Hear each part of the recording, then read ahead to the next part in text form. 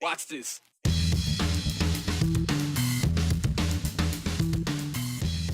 After the 6-week shutdown, Congress is trying to regain momentum. One of Idaho's representatives says energy, healthcare, and certain sex offender files are top of the list. Kind of like that text you can't unsend, a mistaken memo from the mayor-elect is sparking a lot of questions in Caldwell, and it's putting the chief of police back in the spotlight. It was groundbreaking when it was released 85 years ago, but did you know the origin story of the Disney legacy is grounded in North Idaho? Well, it's back to business as usual for the feds, thanks to the longest government shutdown ever, ending last night after 43 days. Not that everything is instantly back to normal. It does take a bit for the big wheels of government to turn again after more than 6 weeks of standing still. At least Congress is completely back in session and tasked with making up for lost time. The next great debate, at least one that was promised with this agreement to reopen, that would be the affordable health care for Americans.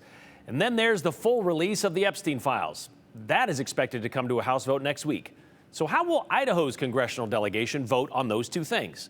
Joe Paris got that answer from Representative Mike Simpson yesterday. Today, from Representative Russ Fulcher.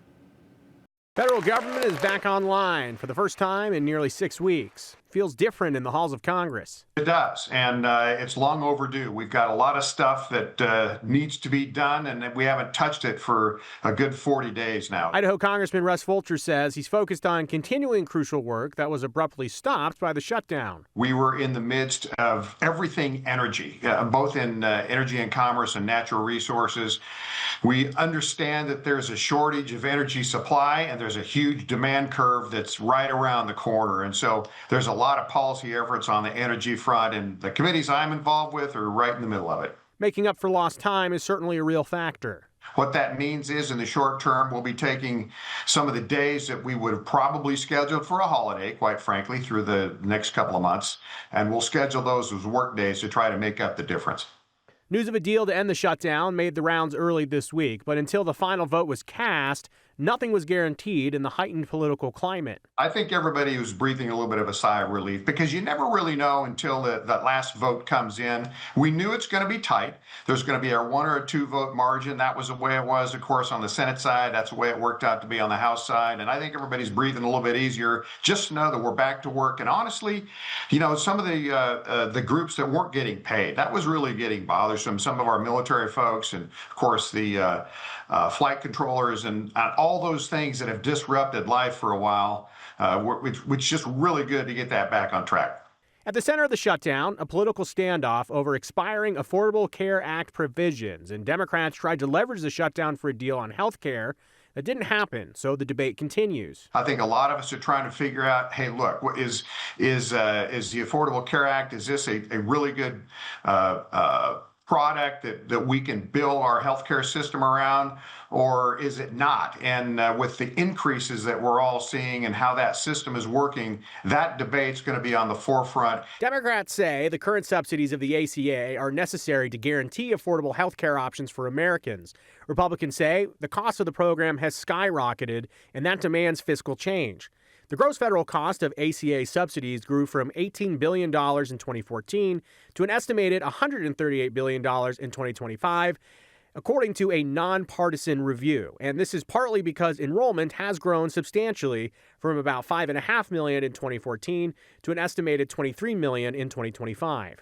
What we're trying to do right now is come up with other ways. Is what parts of that program can we insert more private competition? Where can we let the markets bear? Where can we release the power of a free market and create some competition and drive some prices down?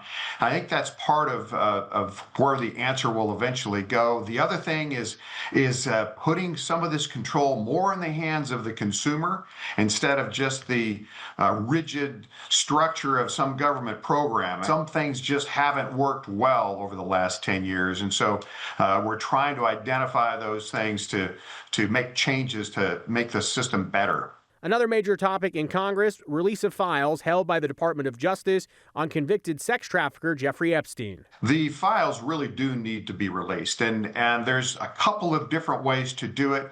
One is the way that we'll probably have a vote on next week with this discharge position that, at least on the House side, will probably have the support to pass just to release everything that is available, which is a lot, by the way. That will transition over to the Senate, probably not pass over there, and probably not get the president's signature. So just so that everybody is aware, that's one pathway. The other pathway is what has already been initiated, and that's through the hearing process with the House Judiciary and the House Oversight Committees. And then as they do hearings, they release the information that comes through those hearings. That's my personal preference, frankly, and the reason is that way we at least have the ability to protect some of the innocent people that may be impacted by this. There's some innocent girls that don't really want their names out there and the stigma of that the rest of their life. So another thing to keep on the back burner is that the federal government is fully funded through January 31st, meaning if there are some political leanings that want another shutdown, that could happen as early as February 1st. But, Brian, it's important to note that as part of the clean resolution, the CR that you hear a part of, things like SNAP benefits and services for veterans are fully funded through the entire fiscal year, so till really the end of next September. So while there is the possibility of another government shutdown coming up again February 1st, it would be very different than what we just experienced in some ways. Okay, so I think some people might hear what Representative Fulcher just said and having to work a couple of days over the next couple of months. Well, they just had 6 weeks of not working, so they could probably do that, I think. Yeah, I guess we'll find out. Thanks, Joe. You know, we've covered the city of Caldwell consistently over the past year or so, from the installation and subsequent removal of downtown parking meters to the police chief being accused of discrimination and creating a hostile work environment, to the loss of a dirt parking lot near the fairgrounds to make room for a hotel. Our reporters have run up the miles between Boise and Caldwell.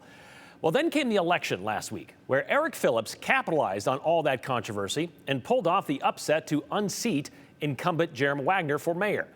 Well, now it seems the mayor-elect has taken upset in a different direction and upset a few people with a private voice memo made public. That memo, sent by mistake, is now raising questions about leadership in Caldwell. And Brenda Rodriguez joins us now. So, Brenda, this voice memo is actually about the Caldwell chief of police. What did it say? Yeah, well, it's important to know that that voice memo sent by Mayor-elect Eric Phillips was accidentally sent to 2025 City Council candidate Carlos Hernandez. They met each other in the campaign trail and shared an interest in bringing transparency to the city. In that recording, though, Phillips uses strong language and comments about how he plans to handle personnel matters once in office, including the city's police chief, in relation to Caldwell's previous lawsuits and settlements. Phillips also says publicly he'll tell everyone that he's making, quote, an informed decision, but it states that the phrase is meant to protect the city from a possible lawsuit. I'm choosing the legalistic terms of making an informed decision. And just so you understand that means that I'm going to look at all the things and fire his ass anyways. But if I go out there and publicly say that I'm going to use those words, I'm going to fire him, that could put the city in a huge legal and financial jeopardy.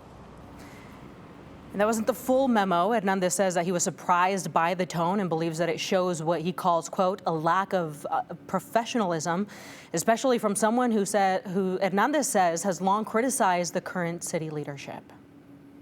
I think that Caldwell did want to change. I truly do believe that. That's why they voted the way they did.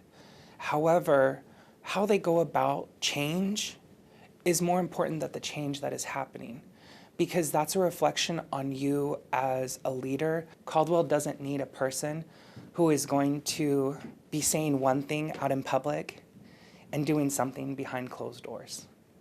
We need to be able to have trust in our public officials, and if he cannot provide that, then he shouldn't be in that position. Phillips declined an on-camera interview, but in a written statement to KTVB, he says he takes responsibility for his words, calling it, quote, a candid moment of frustration. He adds that as mayor, he plans to follow the proper process and base decisions on, quote, fact and law, not rumor or politics. And you can find that full statement right now at ktvb.com. And Brian Hernandez did file a formal complaint with the AG's office. We're going to break that all down coming up tonight on the news at 6. Okay, so going back to Phillips' words of a huge legal financial jeopardy, have we heard from Chief Rex Ingram about this? Right, because he's mainly mentioned in that voicemail. Yes, we have. We just received a statement here into the newsroom. Okay. Pretty much calls it, this is very concerning. Yeah. And the voice memo speaks for itself. But he does say that he's going to continue to run the city as police chief, and he does say he quote looks forward to working with Mr. Phillips as the chief of police still. Okay, we'll see how long that lasts, if that does. He does say no excuse or amount of explanation can temper the plain meaning of his voice memo. Also, would add to that, which is interesting. All right, thank you very much, Brenda.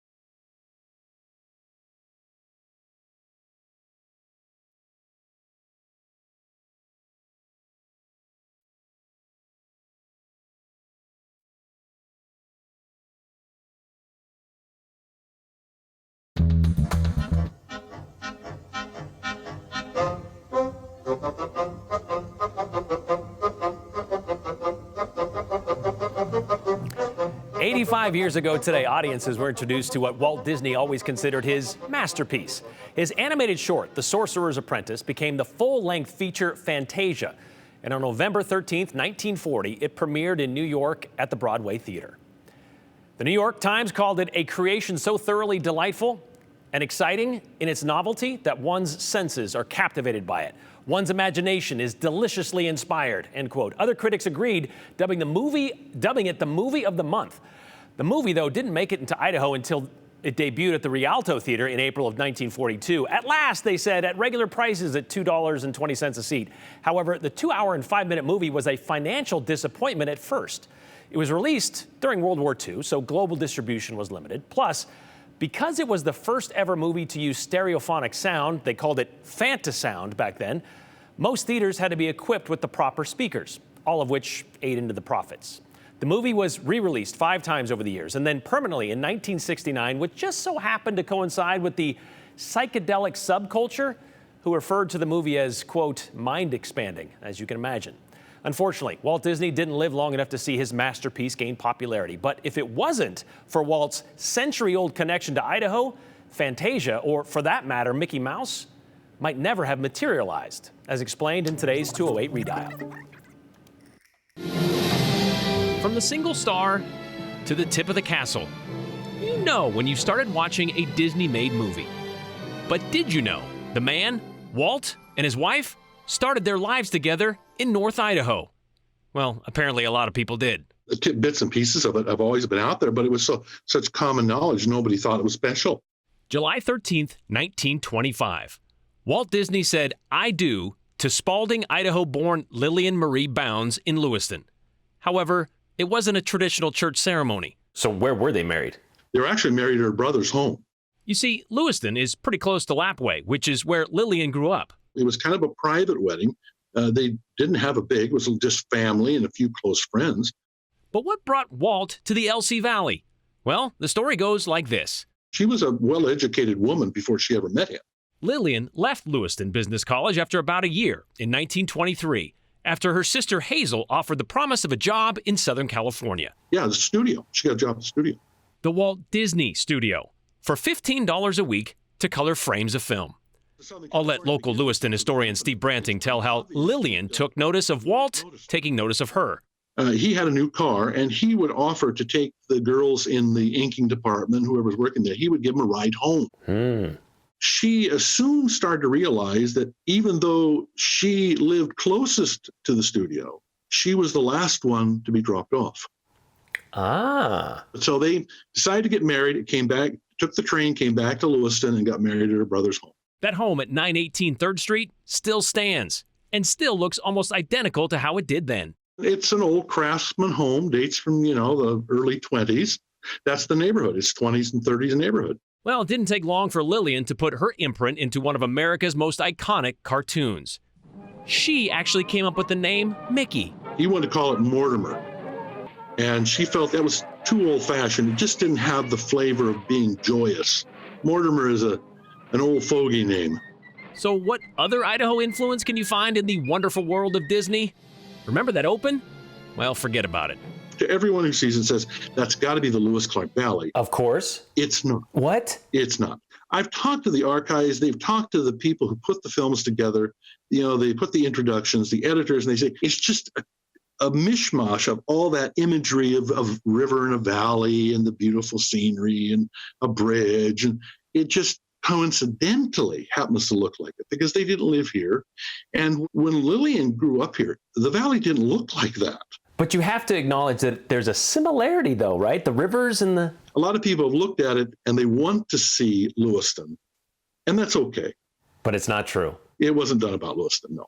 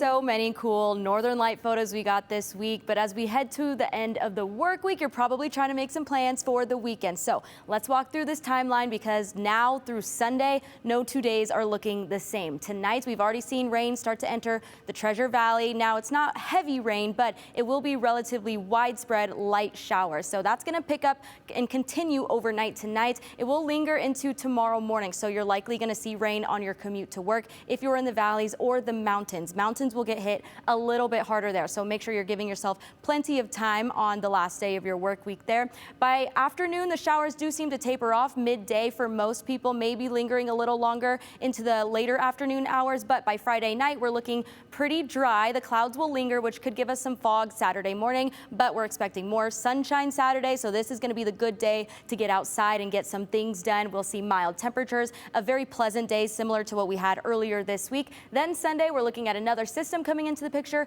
heavier rain this time to end the weekend, and then our snow levels will drop as well. So for the time being, though, as you can see, most of the precipitation right now is falling as rain. That's going to be the case for the next 24 hours because our snow levels are so high. So again, rain totals will be pretty minimal. Valleys could see maybe up to 1/10 of an inch over the next 24, 36 hours. Mountains possibly seeing up to 1/2 inch of precipitation. Most mountains are only going to see rain as well because those snow levels are high. So just the highest peaks of mountains likely to get snow. But that rain will continue to become more widespread this evening, mostly lingering in the mountains consistently overnight, coming and going for the Treasure Valley, Magic Valley, probably seeing the least amount of precipitation over the next 24 hours. So expect that rain for your commute to work tomorrow morning. Hopefully it's dying down by midday, so you shouldn't have a wet commute home. That's making for a very nice Saturday. After some patchy fog, we'll see plenty of sunshine, then ending the weekend with more rain.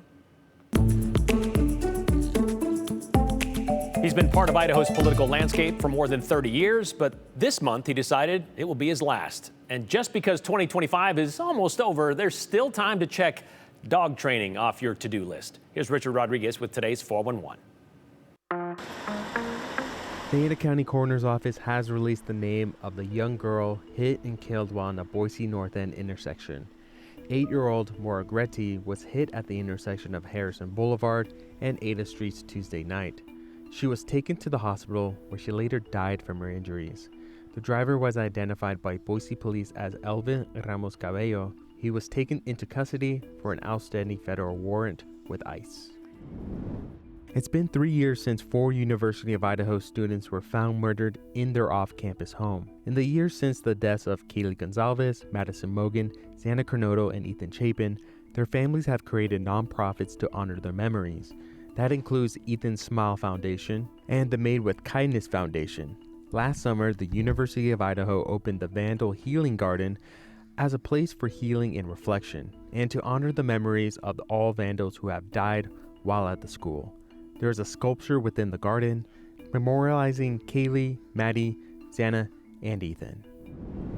State Representative Lance Clow, who serves the Twin Falls area, has resigned from his position effective November 30th. In a letter posted to his Facebook page, Representative Clow, who will turn 78 next month, says in part he started to experience some health issues that impact his ability to serve, adding his departure will allow the legislative committee to nominate a candidate to replace him for the upcoming legislative session. The City of Meridian Christmas tree made the short journey to its new home. The tree, which is between 30 to 35 feet tall, made its way from a home near Linder and Chinden to Generations Plaza in downtown Meridian. The process took just about an hour. The tree will be officially lit at the city's annual Winter Lights Parade on Friday, December 5th. Bring your dogs to Harrison Hollow Trailhead in Hillside Hollow to reserve this Saturday for a free dog trail etiquette class and walk. That starts at noon and is being put on by Ridge to Rivers and Sensible Canine. You'll be able to interact with professional dog trainers and get feedback and tips on safe, responsible trail use. This is an off-leash event, but you're asked to bring one just in case. Parking at the trailhead is limited, so plan ahead. That's the 411 on the 208. I'm Richard Rodriguez.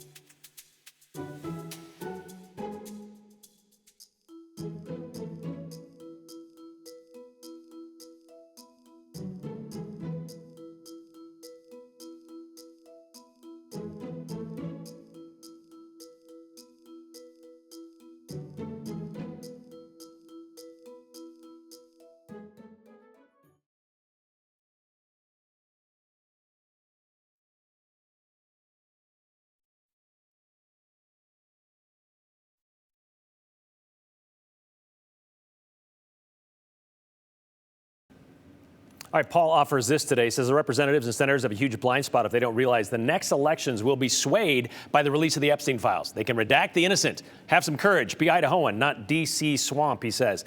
Fulcher and the GOP have yet to offer any health care solutions 15 years after Obamacare, says Jack and Boise. Got a couple of those today what's the solution? We've yet to hear one. Two things on Fulcher's diatribe. First, our energy supply reached record highs in 2024. That's true. Second, insurance companies are the problem. Medicare is well run, and the Medicare for All Act is the best option. Meanwhile, the audio oscillator made the movie Fantasia possible. It was made by HP, its first product. That movie launched Hewlett-Packard, says Jack in Boise. I looked that up. It is true. From a shed in Silicon Valley in 1938 to Boise in 1973. There's another Disney-Idaho connection. It's awesome. We'll see you back here tomorrow. Have a great night. Continue with us and watch free now on the KTVB Plus app everywhere you stream.